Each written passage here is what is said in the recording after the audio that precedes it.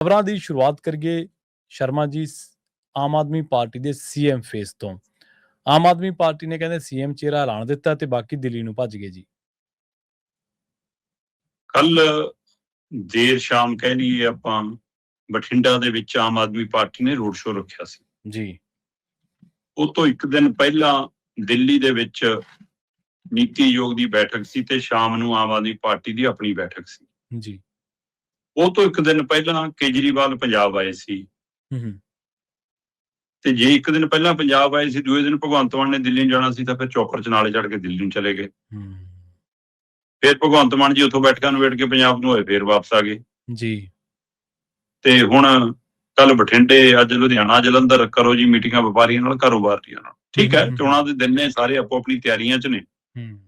Aam Aadmi party ਦੀ high command Punjab ਨੂੰ ਆਈ ਹੈ ਤੇ ਬੀਜੇਪੀ ਵਾਲੇ ਦਿੱਲੀ ਸੱਦੇ ਨੇ ਕਿ ਆ ਜਾਓ। ਇਹਨਾਂ ਕਾਂਗਰਸੀ ਵੀ ਗੇੜੇ ਮਾਰ ਰਹੇ ਨੇ, 3 ਨਵੇਂ ਹੋਰ ਬੰਦੇ ਦੇਤੇ ਇਹਨਾਂ ਨੂੰ, ਅਜੇ ਮਾਕਨ, ਮੀਨਾਕਸ਼ੀ ਨਟਰਾਜਨ ਤੇ ਉਹ ਭਜਨ ਲਾਲ ਜਾਟਵ ਰਾਜਸਥਾਨ ਵਾਲਾ, ਹੈ ਨਾ ਜੀ। ਇਹ 3 ਮਤਲਬ ਇਹ ਅਜੇ ਨਬਜ਼ ਹੀ ਚੈੱਕ ਕਰੀ ਜਾਂਦੇ ਨੇ ਕਿ ਤਾਪ ਕਿੰਨਾ ਕੁ ਚੜਿਆ ਕਾਂਗਰਸੀਆਂ ਨੂੰ, ਕਿੰਨਾ ਕੁ ਨਹੀਂ, ਜਾਨੂੰ ਚੋਣਾਂ ਆ ਜਾਣੀਆਂ। ਇਹਨਾਂ ਦਾ ਉਹੀ ਤਰੀਕਾ ਪੁਰਾਣਾ ਕਾਂਗਰਸੀਆਂ ਦਾ ਤਾਂ ਬੀਜੇਪੀ ਵਾਲਿਆਂ ਨੇ ਜੇ ਦਿੱਲੀ ਸੱਦੇ ਨੇ, ਇਹਦਾ ਮਤਲਬ ਕੀ ਇਹ ਸੰਕੇਤ ਸਪਸ਼ਟ ਹੈ ਕਿ ਬੀਜੇਪੀ ਪੂਰੀ ਤਿਆਰੀ ਇਸ ਲਈ ਕਰ ਰਹੀ ਹੈ ਕਿ ਚੋਣਾਂ ਨਵੰਬਰ 'ਚ ਹੋ ਜਾਣੀਆਂ ਨੇ। ਜੀ ਸਹੀ ਹੈ। ਤੇ ਜਿਹੜਾ ਰੋਡ ਸ਼ੋਅ ਰੱਖਿਆ ਗਿਆ ਉਹੀ ਪੁਰਾਣਾ ਤਰੀਕਾ ਸੀ। 800-900 ਮੀਟਰ ਦੇ ਅੰਦਰ ਅੰਦਰ, ਰਸਤੇ ਦੇ ਅੰਦਰ ਅੰਦਰ ਭੀੜ ਇੰਨੀ ਦਿਖਾਓ ਕਿ ਪਤਾ ਨਹੀਂ ਕਿੰਨੀ ਆ ਗਈ, ਕੈਮਰੇ ਦਾ ਐਂਗਲ ਇਹੋ ਜਿਹਾ ਹੋਵੇ ਤੇ ਜਦੋਂ ਕਿ ਜਨਤਾ ਨਾਲੋਂ ਵੱਧ ਪੁਲਿਸ ਸੀ। ਸਹੀ ਹੈ। ਪੁਲਿਸ ਦਾ ਤਰੀਕਾਕਾਰ ਵੀ ਤੁਸੀਂ ਇੱਥੋਂ ਅੰਦਾਜ਼ਾ ਲਾ ਲਓ ਕਿ ਜਿਹੜੇ ਬਾਜ਼ਾਰ 'ਚ ਰੋਡ ਸ਼ੋਅ ਹੋਣਾ ਸੀ, ਉਸ ਬਾਜ਼ਾਰ ਦੇ ਉੱਪਰ ਵਾਲੀਆਂ ਮੰਜ਼ਿਲਾਂ 'ਚ ਜਿਹੜੇ ਦਫ਼ਤਰ, ਜੇ ਸ਼ੀਸ਼ਿਆਂ ਵਾਲਾ ਦਫ਼ਤਰ ਵੀ ਹੈ, ਉਹ 'ਚ ਜੇ ਇੱਕ ਖਿੜਕੀ ਵੀ ਹੈ ਤਾਂ ਇੱਕੋ ਖਿੜਕੀ 'ਚ ਵੀ ਪੁਲਿਸ ਵਾਲਾ ਬਿਠਾਇਆ। ਹਰੇਕ ਦੇ ਕੋਠੇ ਤੇ ਪੁਲਿਸ ਵਾਲਾ ਚਾੜਿਆ। ਦੁਕਾਨਾਂ ਜਿਹੜੇ ਖੁੱਲੀਆਂ ਨੇ ਤਾਂ ਉਹਦੇ ਅੰਦਰ ਪੁਲਿਸ ਬੈਠੀ ਆ। ਇੱਥੋਂ ਤੱਕ ਕਿ ਗਟਰਾਂ ਦੇ ਢੱਕਣ ਚੱਕ ਕੇ ਵੀ ਦੇਖੇ। ਅੱਛਾ, ਚਲੋ ਠੀਕ ਹੈ, ਸੁਰੱਖਿਆ ਵੀ ਮੁੱਖ ਮੰਤਰੀ ਨੇ ਆਉਣਾ, ਮੁੱਖ ਮੰਤਰੀ ਦੇ ਮੁੱਖ ਮੰਤਰੀ ਨੇ ਆਉਣਾ, ਸੁਪਰੀਮੋ ਨੇ ਵੀ ਆਉਣਾ। ਸੋ ਇਸ ਲਈ ਸੁਪਰ ਸਰਕਾਰਾਂ ਜਦੋਂ ਆਈਆਂ ਹੋਣ ਤਾਂ ਫਿਰ ਪੁਲਿਸ ਵਿਚਾਰੀ ਕੀ ਕਰੇ, ਉਹ ਤਾਂ ਫਿਰ ਹੁਕਮ ਦੀ ਵੱਜੀ ਆ। ਸਹੀ ਹੈ। ਕਮਾਲ ਤਾਂ ਇਹ ਹੋਇਆ ਕਿ ਰੋਡ ਸ਼ੋਅ ਜਿਹੜਾ ਕੱਢਿਆ ਉਹਦੇ ਵਿੱਚ ਮੁੱਖ ਮੰਤਰੀ ਭਗਵੰਤ ਮਾਨ ਨੂੰ ਚਿਹਰਾ ਲਾਂਤਾ। ਠੀਕ ਹੈ ਜੀ। ਮੁੱਖ ਮੰਤਰੀ ਭਗਵੰਤ ਮਾਨ ਜਿਸ ਕੰਮ ਲਈ ਜੱਦੋਜਹਿਦ ਕਰ ਰਹੇ ਸੀ ਲਗਾਤਾਰ, ਕੇਜਰੀਵਾਲ ਬਦਲਣਾ ਚਾਹੁੰਦੇ ਸੀ, ਮੁੱਖ ਮੰਤਰੀ ਅੜੇ ਸੀ ਕਿ ਵੀ ਹਟਾ ਕੇ ਦੇਖ ਲਓ। ਇਹ ਜਾਣਦੇ ਆ ਵੀ ਕੇਜਰੀਵਾਲ ਹੋਣੀ ਕਿ ਭਗਵੰਤ ਮਾਨ ਦੇ ਨਾਲ ਇੱਕ ਵੀ ਐਮਐਲਏ ਸ਼ਾਇਦ ਨਹੀਂ ਜਾਊਗਾ ਨਾਲ, ਸਹੀ ਹੈ, ਤਾਂ ਵੀ ਹਟਾ ਨਹੀਂ ਸਕੇ। ਇਹਦਾ ਮਤਲਬ ਬੰਦੇ 'ਚ ਕੁਛ ਤਾਂ ਹੈ ਜੀ। ਭਗਵੰਤ ਮਾਨ ਦਾ ਬਦਲ ਆਮ ਆਦਮੀ ਪਾਰਟੀ ਨੂੰ ਆਪਣੇ ਘਰ 'ਚ ਨਹੀਂ ਲੱਭ ਰਿਹਾ। ਸਹੀ ਹੈ। ਤੇ ਵਿਰੋਧੀਆਂ ਨੂੰ ਉਹਦੇ ਬੋਲਾਂ ਦਾ ਤੋੜ ਨਹੀਂ ਲੱਭ ਰਿਹਾ।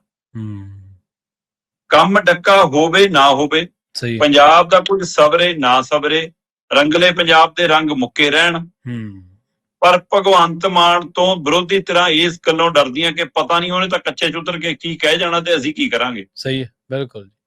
ਮਤਲਬ ਜਦੋਂ ਤੁਹਾਨੂੰ ਇਹ ਪਤਾ ਕਿ ਤੁਸੀਂ ਉਹਨੂੰ ਜਵਾਨ ਦੇ ਆਧਾਰ ਦੇ ਉੱਤੇ ਘੇਰ ਹੀ ਨਹੀਂ ਸਕਦੇ ਤਾਂ ਮੁੱਦੇ ਤਾਂ ਉਭਾਰ ਲਓ। ਮੁੱਦੇ ਤੁਹਾਨੂੰ ਉਭਾਰਨੇ ਨਹੀਂ ਆਉਂਦੇ। ਤੇ ਉਧਰ ਕੇਜਰੀਵਾਲ ਹੋਰਾਂ ਨੂੰ ਲੱਗਦਾ ਕਿ ਜੇ ਮੈਂ ਭਗਵੰਤ ਮਾਨ ਨੂੰ ਹਟਾ ਕੇ ਹੋਰ ਪਾਸੇ ਦੇਖਦਾ ਤਾਂ ਭਾਈ ਇਹਦੀ ਜਿਹੜੀ ਪੇਂਡੂ ਧਰਾਤਲ ਹੈ, ਇਹਦਾ ਜਿਹੜਾ ਪੇਂਡੂ ਬੋਲਪਣ ਦਾ ਅੰਦਾਜ਼ ਹੈ, ਮੌਕੇ ਤੇ ਨਰੇਟਿਵ, ਕਿੱਸਾ ਕਹਾਣੀ ਘੜਨ ਦਾ ਜਿਹੜਾ ਤਰੀਕਾ ਹੈ, ਜਿਹੜਾ ਉਹ ਕਲਾਕਾਰੀ ਵਾਲਾ ਕਣ ਹੈ ਨਾ, ਉਹਨੇ ਮੇਰੀ ਪੰਜਾਬ 'ਚ ਪਜੀਅਤ ਕਰਾ ਦੇਣੀ ਹੈ, ਮੇਰੀ ਮੰਜੀ ਠੋਕ ਦੇਣੀ ਹੈ। ਹੋਰ ਕੁਝ ਹੋਵੇ ਨਾ ਹੋਵੇ, ਭੀੜ ਜ਼ਰੂਰ ਇਹਨੂੰ ਸੁਣਨ ਆਊਗੀ। ਬਿਲਕੁਲ। ਇਹ ਡਰ ਕੇਜਰੀਵਾਲ ਨੂੰ ਭਗਵੰਤ ਮਾਨ ਤੋਂ ਅਗਾਂਹ ਨਹੀਂ ਦੇਖਣ ਦੇ ਰਿਹਾ। ਇਸ ਲਈ ਕੱਲ ਰੋਡ ਸ਼ੋਅ ਦੇ ਵਿੱਚ ਕਹਿਤਾ ਕਿ ਚੋਣਾਂ ਨਵੰਬਰ 'ਚ ਹੋ ਸਕਦੀ। ਕੇਜਰੀਵਾਲ ਜੀ ਕਹਿੰਦੇ ਕਿ ਅਸੀਂ ਮੁੱਖ ਮੰਤਰੀ ਭਗਵੰਤ ਮਾਨ ਦੇ ਚਿਹਰੇ ਨਾਲੇ, ਨਾਮ ਨਾਲੇ ਜਾਵਾਂਗੇ ਚੋਣਾਂ 'ਚ। ਜੀ ਬਿਲਕੁਲ ਸਹੀ ਗੱਲ ਹੈ ਜੀ, ਐਲਾਨ ਹੋ ਗਿਆ। ਤੇ ਫਿਰ ਖੁਸ਼ੀ ਤਾਂ ਮਨਾਉਣੀ ਹੋ ਸੀ ਵੀ ਢੋਲ ਬਾਜੇ ਵੱਜੇ। ਮੈਂ ਕਮਾਲ ਹੈ, ਮੇਰੇ ਕੋਲ ਫੁਟੇਜ ਪਈ ਹੈ, ਜੇ ਕੋਈ ਚਾਹਵੇ ਤਾਂ ਮੈਂ ਦਿਖਾ ਦੂੰਗਾ ਕਿ ਵੀ ਇਹ ਕਮਾਲ ਸੀ। ਰੋਡ ਸ਼ੋਅ ਦੇ ਵਿੱਚ 3 ਚੀਜ਼ਾਂ ਦੇਖਣ ਵਾਲੀਆਂ ਸੀ। ਠੀਕ ਹੈ। ਪਹਿਲੀ ਤਾਂ ਆਪਾਂ ਇੱਕ ਗੱਲ ਚਲੋ ਆਪਾਂ ਕਰਕੇ ਹਟੇ ਆ ਕਿ ਇਹਨਾਂ ਦਾ ਤਰੀਕਾ ਕਰੋ, 800-900 ਮੀਟਰ ਦੇ ਵਿੱਚ ਰੰਗ ਦੇ ਬਸੰਤੀ ਚੋਲਾ, ਗੀਤ ਲਾ ਲਓ, ਤੇਰੇ ਯਾਰ ਨੂੰ ਦੱਬਣ ਨੂੰ ਫਿਰਦੇ ਨੇ, ਏਦਾਂ ਗੀਤ ਲਾ ਲਓ ਤੇ ਉਹਨਾਂ ਇੱਕ ਕਰਕੇ ਭਰੇ ਚੱਲ ਜਾਓ। ਕੱਲ੍ਹ ਵਾਲੇ ਰੋਡ ਸ਼ੋਅ ਦੇ ਵਿੱਚ ਪੁਲਿਸ ਵੱਧ ਸੀ, ਸਮਰਥਕ ਘੱਟ ਸੀ। ਤੇ ਜਿੰਨੇ ਸਮਰਥਕ ਆਏ ਉਹਨਾਂ ਚੋਂ ਬਠਿੰਡਾ ਗਾਇਬ ਸੀ। ਇਹ ਆਪਣੇ ਆਪ ਸਵਾਲ ਹੈ ਕਿ ਤੁਸੀਂ ਬਠਿੰਡਾ 'ਚ ਰੋਡ ਸ਼ੋਅ ਕਰੋ, ਬਠਿੰਡਾ ਦੇ ਬਾਜ਼ਾਰ 'ਚ ਘਰੋਂ ਬਾਜ਼ਾਰ ਦੇ ਲੋਕਾਂ ਨੂੰ ਕਹਿ ਦਿਓ ਕਿ ਬਾਹਰ ਨਹੀਂ ਨਿਕਲਣਾ, ਸ਼ਹਿਰ ਵਾਲਿਆਂ ਨੂੰ ਕਹਿ ਦਿਓ ਬਾਹਰ ਨਹੀਂ ਨਿਕਲਣਾ, ਤੇ ਫਿਰ ਅਗਲੇ ਆਏ ਨਹੀਂ ਰੋਡ ਸ਼ੋਅ 'ਚ। ਸਹੀ ਹੈ। ਬਠਿੰਡਾ ਨਹੀਂ ਆਇਆ ਰੋਡ ਸ਼ੋਅ 'ਚ, ਕੋਈ ਮਾਨਸਾ ਤੋਂ ਆਇਆ, ਕੋਈ ਸੰਗਰੂਰ ਤੋਂ ਆਇਆ, ਕੋਈ ਧੂਰੀ ਤੋਂ ਆਇਆ, ਕੋਈ ਕਿਤੋਂ ਆਇਆ, ਬਾਹਰੋਂ ਤੁਰੇ ਫਿਰੇ ਜੀ। ਇੱਕ ਪਹਿਲੂ ਤਾਂ ਇਹ। ਦੂਜਾ ਪਹਿਲੂ, ਬਠਿੰਡਾ ਹੀ ਗੈਰ ਹਾਜ਼ਰ ਨਹੀਂ ਹੋਇਆ, ਬਠਿੰਡਾ ਤੇ ਲੰਬੀ ਦੇ MLA ਵੀ ਗੈਰ ਹਾਜ਼ਰ ਸੀ। ਲੰਬੀ ਤੋਂ ਵਿਧਾਇਕ ਨੇ, ਗੁਰਮੀਤ ਖੁੱਡੀਆਂ ਮੰਤਰੀ ਨੇ। ਜੀ ਸਹੀ ਹੈ। ਰੋਡ ਸ਼ੋਅ 'ਚ ਨਹੀਂ ਆਏ। ਚਲੋ ਆਪਾਂ ਕਹਿ ਦਈਏ ਹਲਕਾ ਹੋਰ ਹੈ, ਉਹਦਾ ਕੀ ਨਾਂ ਹੈ ਜਿਹੜਾ ਗਿੱਲ ਹੈ, ਜਗਰੂਪ ਗਿੱਲ। ਜਗਰੂਪ ਗਿੱਲ ਤਾਂ MLA ਉੱਥੋਂ ਹੀ ਆ, ਬਠਿੰਡੇ ਤੋਂ। ਸਹੀ ਹੈ। ਆਮ ਆਦਮੀ ਪਾਰਟੀ ਦਾ ਹੀ ਹੈ। ਸਹੀ ਹੈ। ਗਿਆ ਤਾਂ ਨਹੀਂ ਨਾ ਕਿਤੇ, ਉਹ ਕਿਉਂ ਨਹੀਂ ਆਇਆ ਜੀ?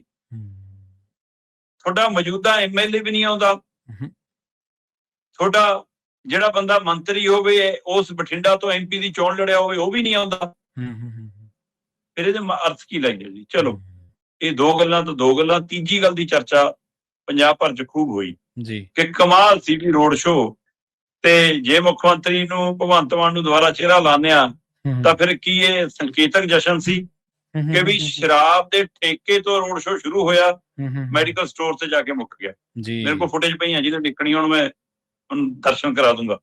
ਜੀ ਜੀ। ਸੋ ਇਹ ਕਮਾਲ ਹੈ ਕਿ ਮਤਲਬ ਹੋਰ ਕੋਈ ਥਾਂ ਹੀ ਨਹੀਂ ਲੱਭੀ ਸ਼ੁਰੂ ਕਰ ਲਈ ਤੁਹਾਨੂੰ, ਠੇਕੇ ਤੋਂ ਸ਼ੁਰੂ ਕਰਕੇ ਮੈਡੀਕਲ ਸਟੋਰ ਤੇ ਰੋਡ ਸ਼ੋਅ ਨਿਬੜ ਗਿਆ। ਚਲੋ ਜੀ, ਸੋ ਅਗਲੇ ਨੇ ਮੁੱਖ ਮੰਤਰੀ ਦਾ ਚਿਹਰਾ ਲਾਉਣਤਾ। ਹੁਣ ਬਾਕੀ ਪਾਰਟੀਆਂ ਦੇਖਦੇ ਆ ਕੀ ਕਰਦੇ ਆ, ਉਹਨਾਂ ਦੇ ਮੰਥਨ ਚੱਲ ਰਹੇ ਨੇ, ਅਜੇ ਗਿਣਤੀ ਮਿਣਤੀ ਚੱਲ ਰਹੀ ਹੈ। ਸੋ ਦੇਖਦੇ ਆ ਕੀ ਹੁੰਦਾ ਜੀ। ਜੀ ਬਿਲਕੁਲ। ਤੇ